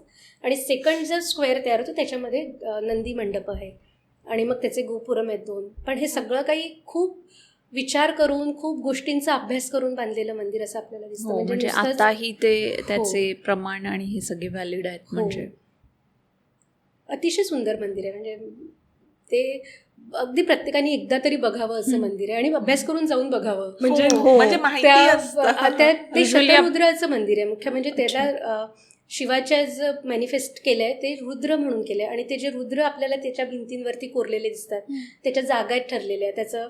आणि म्हणून त्याला दक्षिण काशी किंवा दक्षिण महामेरू असं म्हणतात. कारण दक्षिणेकडे असणारा मेरू, म्हणजे जो महामेरू आहे, तो एक मिथिकल माउंटन आहे किंवा त्याला आपला एक दैवी पर्वत असं म्हणतात. आणि प्रत्येक मंदिर त्याच्याच कॉन्सेप्टवरती बांधलं जातं. पण हा सगळ्यात मोठा मेरू, त्यातनंही दक्षिणेतला सगळ्यात मोठा असं त्यांनी राजांनी त्याला म्हटलंय. आणि तो आहे पण, म्हणजे सगळ्यात मोठं मंदिर तर ते आहेच भारतातलं. कारण आपण युजली मंदिरांमध्ये जातो ह्या सगळ्या, पण ह्या गोष्टी माहिती नसतात. सो आपण त्या दृष्टीने त्याच्याकडे बघतच नाही, की जनरली जसं जातोय तसं गेलो, नमस्कार केला. म्हणजे मंदिर म्हणजे फक्त भक्तीच्या दृष्टीने गेलो, हात जोडले बाहेर, पण हे आर्किटेक्चरली बघायला हवी नाही. रादर हे बघण्यासाठी सोयी केलेल्या आहेत ऑलरेडी. फक्त आपण तेवढ्या अवेअरनेस तिथे जायला हवं. म्हणजे आता असं झालंय की आपलं आणि मंदिराचं नातं म्हणजे काही नवस केला असेल किंवा पर्यटक म्हणून आपण गेलो तरच आपण ते आपला गाईड जो दाखवेल किंवा आपल्याला जेवढं दिसेल सहज तेवढं आपण बघतो. पण आपण त्या अवेअरनेसची त्या मंदिरात जात नाही. आणि एक मंदिरं बांधण्याचा उद्देश हाच होता की जेव्हा मंदिरं बांधले जात आहेत तेव्हा ते एक मोठ्या ब्रह्मांडाचं छोटं स्वरूप आहे. म्हणजे आपल्याला ब्रह्मांडाशी कनेक्ट करण्याचं किंवा इनर, आता आपण हे खूप अवेकनिंग, इनर चाइल्ड हिलिंग हे सगळं आपण ऐकतो, हे सगळं आपण घडतंय मंदिरामध्ये.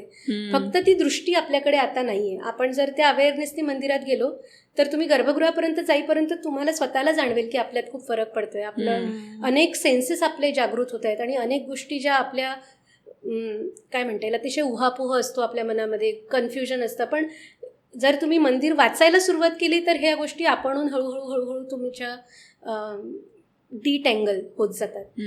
आणि फक्त थोडीशी दृष्टी पाहिजे. म्हणजे या ज्या 2 दृष्टी आहेत आपल्या, एक पर्यटक म्हणून असणारी किंवा एक अंधविश्वास आणि भक्त म्हणून असणारी, तर थोडासा श्रद्धेने त्या गोष्टींकडे बघितलं तर या गोष्टी आपण उलगडतील अशी सोय करून ठेवली आहे. तसंच एक रामनाथ स्वामींचं मंदिर आहे, म्हणजे जिथे 22 कुंड आहेत आणि समुद्राजवळ असूनही तिथलं पाणी गोड आहे. या मंदिराचं काय वैशिष्ट्य आहे? हे मंदिर रामेश्वरचं जे मंदिर आहे ते रामानी तिथे शिवलिंगाची पूजा केली होती आणि समुद्राची पूजा केली होती रामसेतू बांधण्यापूर्वी. म्हणजे राम जेव्हा सीतेला शोधत शोधत दक्षिण किनाऱ्यापर्यंत पोचला आणि तिथे त्याला कळलं की लंकेमध्ये आता सीता आहे, हनुमानाने शोध लावून आणले, आता त्याला समुद्र पार करायचा आहे. त्यावेळी त्यांनी शिवलिंगाची स्थापना केली आणि पूजा केली.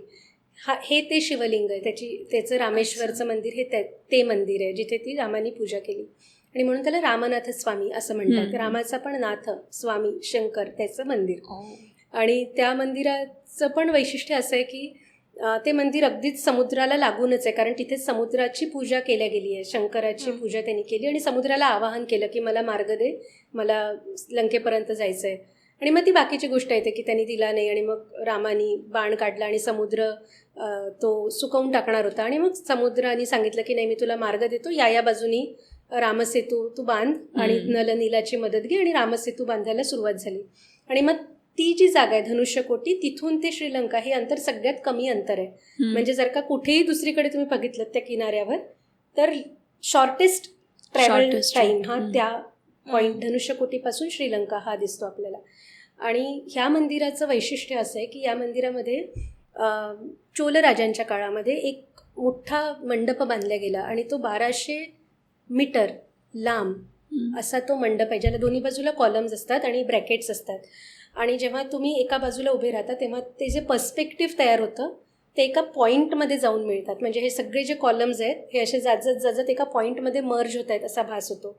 म्हणजे जनरली तुम्ही कोणत्याही दक्षिण भारतीय मंदिरात गेलात तर हे जे कॉरिडॉर्स आहेत किंवा हे जे प्राकारम किंवा हे जे मंडप आपल्याला दिसतात त्याचं एक अलाइनमेंट आहे, एक जॉमेट्री असतेच त्याच्यामध्ये. तर साधारण समोर आपल्याला एक फ्रेम दिसते ज्याच्यामध्ये मंदिर दिसेल किंवा त्याचं गोपुरम दिसेल किंवा असं काहीतरी एखादं स्ट्रक्चर आपल्याला दिसतं. पण हे एकमेव मंदिर आहे ज्याच्या डिस्टन्समध्ये त्यांनी ते कॉलम्स जे प्लेस केले त्याच्यामुळे ते 0 पॉईंट पर्स्पेक्टिव्ह असा जो कॉन्सेप्ट असतो आर्किटेक्चरमध्ये की ते झिरोला जाऊन मिळते, एका पॉईंटला जाऊन मिळतं.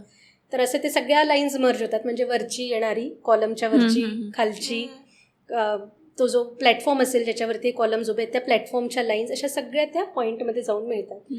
ते एक त्याचं खूप आर्किटेक्चरल एक वंडर म्हणता येईल. आणि दुसरं म्हणजे तुम्ही जसं म्हणाला तसं तिथे 22 कुंड आहेत. हे 22ही जे त्याला तीर्थकुंड असं म्हणतात कारण ही तीर्थ आहेत. आणि त्या 22ही कुंडांच्या पाण्याची चव आणि पाण्याचं टेम्परेचर हे वेगवेगळं असतं. आणि ही कुंड गोड पाण्याची आहेत. म्हणजे इथे तुम्ही ते तीर्थ म्हणून प्यायला तर लक्षात येईल की इतक्या समुद्राच्या जवळ असून खारं पाणी नाहीये, ती गोड पाणी आहे. आणि आंघोळ करत करत आत जायला लागतं मंदिरामध्ये. त्या 22ही कुंडांचं पाणी आपल्याला डोक्यावर घ्यायला लागतं आणि मग आत जायचं, अशी तिथली परंपरा आहे.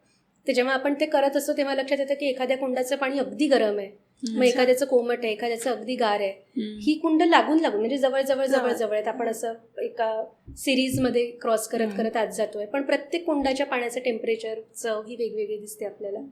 परत जसं जगन्नाथपुरीच्या मंदिराचे तसंच आहे की याचं कारण माहिती नाही, सायंटिफिकली काय माहिती नाही, पण इथे सायन्स संपतं आणि मग तिथून पुढच्या श्रद्धा सगळ्या चालू होतात. आणि इथे पण असंच आहे ना की एकीकडे अगदी समुद्राचं उग्र रूप आहे आणि एकीकडे जरा शांत आहे, असं काही आहे का? की उग्र आणि शांत हे म्हणजे उग्र रूपच आहे खरं तर. रामेश्वरमध्ये उग्र समुद्रच दिसतो आपल्याला. आणि धनुष्यकोटीपर्यंत जेव्हा आपण पोचतो तेव्हा ते भयाण असतं. म्हणजे नाही, ते अतिशय भयाण आहे. म्हणजे धनुष्यकोटीचा जो समुद्र आहे तो अतिशय उफाळलेला आणि असा मोठा वादळी असा समुद्र दिसतो आपल्याला. त्याच्यामुळे उग्र समुद्रच दिसतो रामेश्वरमला. पण मंदिराच्या आतमध्ये परत काहीच तुम्हाला जाणवणार नाही एवढा मोठा समुद्र बाहेर आहे किंवा खूप काही घडतंय असं बाहेर, असं काही नाही. कारण मंदिराचा आवार पण मोठा आहे आणि जसं मी म्हटलं आर्किटेक्चरली खूप गोष्टी त्यात इन्स्टिल केल्या गेलेल्या असाव्यात ज्याच्यामुळे आपल्याला हे कळत नाही आतमध्ये. पण भारतातील मंदिरांबद्दल बोललो, भारताच्या बाहेर पण अशी काही मंदिरं आहेत का किंवा कुठे जिकडे अशा त्याच्या मागे काही रहस्य आहेत किंवा जसं आपण म्हणतो विज्ञान संपतं आणि मग त्या पुढच्या गोष्टी सुरू होतात? हो, आपण आधी बोललो होतो तसं अंकोरवाट हे एक मंदिर तर आहेच जिथे इक्विनॉक्सच्या दिवशी अगदी मधल्या शिखराच्या मागून सूर्योदय होतो किंवा प्रत्येक दिवशी वेगवेगळ्या ठिकाणून आपल्याला सावलीप्रमाणे तिथी आणि हे सगळं कळू शकतं.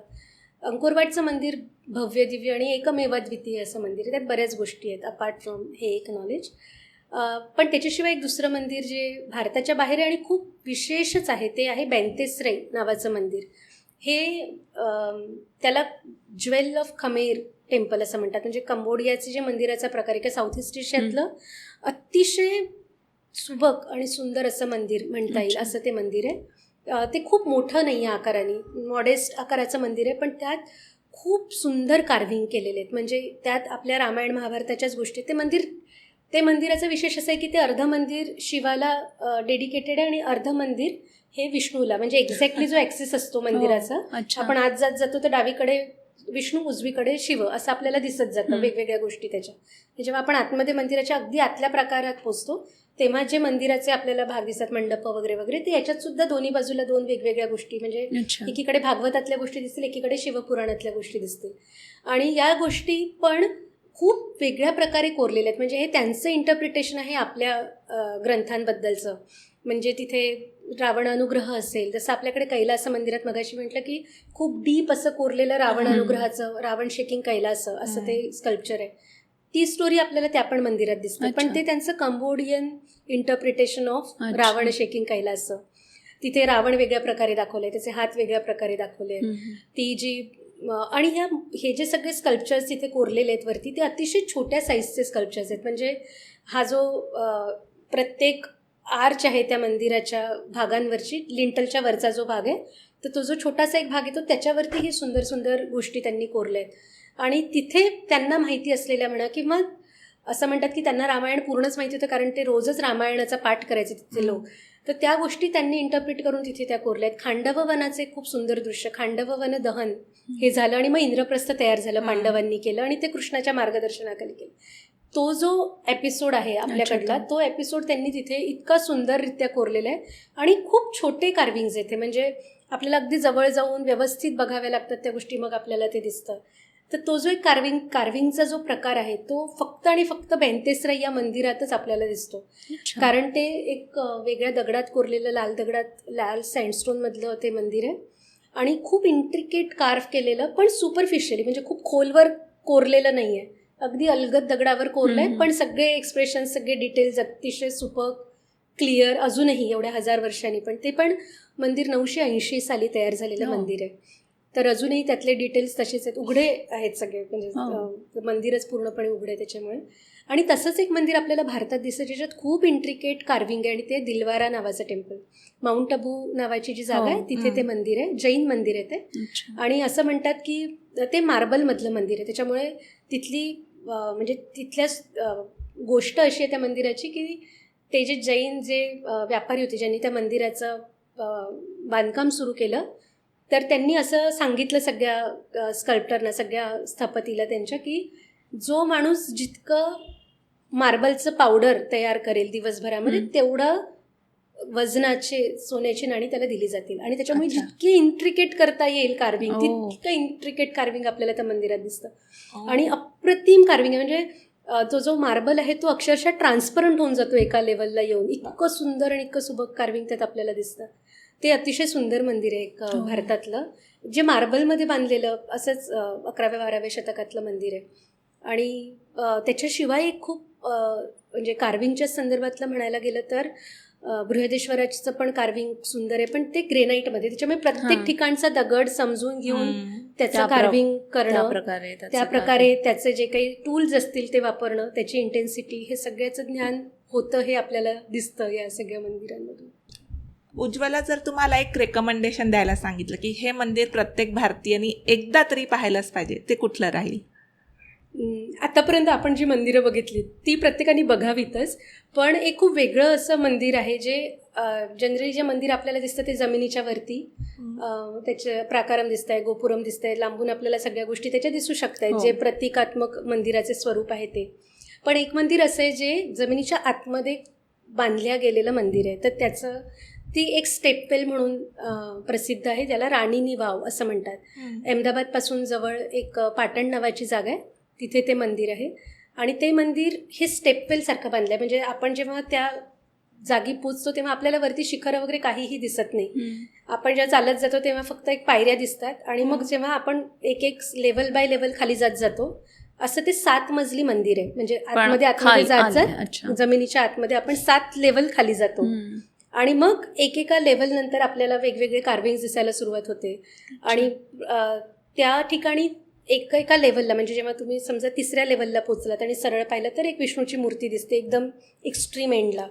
तर असं जेव्हा आपण एका बाजूनी येत जातो खाली खाली खाली, आणि मग जेव्हा मध्ये एक जे कुंड तयार होईल, तर ते कुंड पण अतिशय विहिरीसारखं खोल असं कुंड आहे, आणि पाण्याच्या लेवलप्रमाणे किती झाकल्या जाईल किंवा किती पाणी असेल त्याच्याप्रमाणे तितकंच आपण खाली जाऊ शकू. त्याच्यामुळे तिथे 3 गर्भगृहासारखे प्रकार आहेत. म्हणजे समजा पाणी असेल तर आपल्याला कदाचित 2 दिसतील, किंवा जास्त पाणी असेल तर एकच दिसेल. आणि ज्या ज्या लेवलला आपण उतरत जाऊ खाली खाली त्याच्याप्रमाणे आपल्याला वेगवेगळ्या प्रकारच्या मूर्ती तिथे दिसतात. तर हे जे राणीनी वाव हे आहे, हे वर्ल्ड हेरिटेज साईट पण आहे. आणि त्याच्याशिवाय तिथे 500पेक्षा जास्त अप्रतिम सुंदर स्कल्पचर्स आहेत. म्हणजे खूप विशेष म्हणजे आपल्याला विष्णूचे अवतार माहिती, 10 अवतार असतात, पण विष्णूचे व्यूह पण असतात 24. म्हणजे शंखचक्र गदा पद्म याच्या लोकेशनप्रमाणे, ओरिएंटेशनप्रमाणे विष्णूचं नाव चेंज होतं. शंखचक्र गदा पद्म असं समजा आपण म्हणालो तर एक काहीतरी माधव नाव असेल, केशव नाव असेल, याचं ओरिएंटेशन चेंज झालं, इकडनं शंख इकडे गेला, इकडनं गेलं, तर त्याचं नावं बदलतात. त्याला व्यूह असं म्हणतात. विष्णूच्या वेगवेगळ्या प्रतिमा आहेत ते 24. त्याचं एकमेव रिप्रेझेंटेशन आपल्याला राणीनी वावमध्ये दिसतं. ही 24ही प्रतिमा वेगवेगळ्या प्रकारे तिथे कोरल्या आहेत. 10 अवतार आहेत, पण त्यांचं जे म्हणजे शब्दात न सांगता येणं इतपत अप्रतिम सुंदर असणारे स्कल्पचर्स, कन्स्ट्रक्शन, जमिनीखाली ते बांधतायत हे सगळं काही. त्याच्यामुळे जमिनीच्या लेवलपासून खाली खाली खाली खाली जाताना जे काही आजच्या भाषेत सांगायचं तर रिटेनिंग वॉल लागणार आहे ते बांधायला. ते आजूबाजूला सगळा वाळूचा प्रदेश आहे, त्याच्यामुळे फोर्सेस जे काम करतायत त्याला अगेन्स्ट काहीतरी करायला लागते त्यांना. सो इथपर्यंत हे 1050 बांधलेलं हे मंदिर आहे. आणि हे का राणीनी, उदयमती नावाची राणी आहे, तिने ते बांधलंय. तर त्या राणीने जेव्हा ते मंदिर बांधलंय तेव्हा त्याला ती स्टेपवेल तर आहेच, म्हणजे त्याला एक विहीर म्हणून तर बांधलेलंच आहे, कारण तो तिथला एक प्रकार आहे. त्या भागात आपण गेलो तर आपल्याला स्टेपवेल हा प्रकार अगदी इंडस व्हॅलीपासून दिसतो, सरस्वती सिव्हिलायझेशनपासून. पण खूप वेगळ्या प्रकारे तिने तो कॉन्सेप्ट मंदिरामध्ये कन्व्हर्ट केला आहे. आणि ते विष्णूचं जे मंदिर आहे त्याच्या 3 प्रतिमा मी म्हटलं, त्या 3ही प्रतिमांचा आयाम पण वेगळे आहेत. म्हणजे अगदी खाली जी प्रतिमा आहे तिचं स्वरूप वेगळं आहे, मधल्या प्रतिमेचं वेगळं आणि सगळ्यात वरचीचं वेगळं.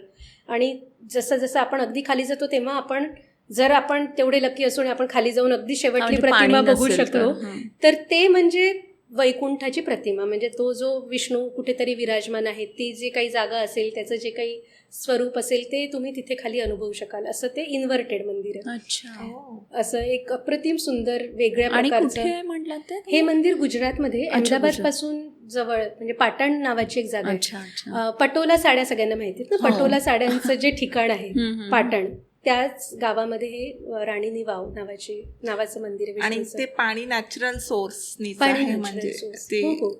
कुठल्या एका पर्टिक्युलर सीझन मध्ये राहत असेल की शेवटपर्यंत पोहोचता येतं, असं काही असतं? आता तर म्हणजे वर्ल्ड हेरिटेज साईट आणि प्रोटेक्शनमुळे बऱ्याचशा एंडपर्यंत आपल्याला जाता येत नाही, कारण बंद बॅरिकेड्स लावले आहेत. आणि त्याचं काय म्हणता येईल, म्हणजे त्याच्यात धोका पण खूप आहे, कारण त्याच्या वेल्स आतमध्ये आपण जात जातो तसा एरिया कमी कमी होत जातो, सरफेस एरिया कमी कमी होत जातो. बाहेर पायऱ्यांवरून खाली खाली जाताना डायरेक्ट पाणीच लागतंय त्याच्यामुळे, आणि खोल आहे ते पाणी, विहीर आहे ती पूर्ण, त्याच्यामुळे अगदी खालपर्यंत जाता येत नाही. पण वेगवेगळ्या ठिकाणून आपल्याला ते 3 विष्णूच्या मूर्ती नक्की दिसतात, कुठे ना कुठे दिसतात त्या.